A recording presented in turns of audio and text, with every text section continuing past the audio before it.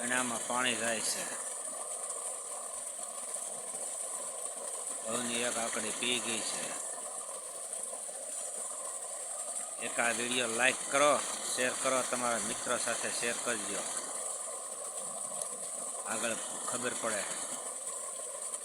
જોવાય હમણાં જોઈજો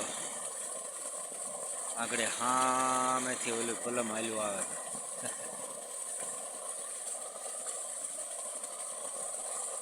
હમણાં આગળ એને લેવું છે.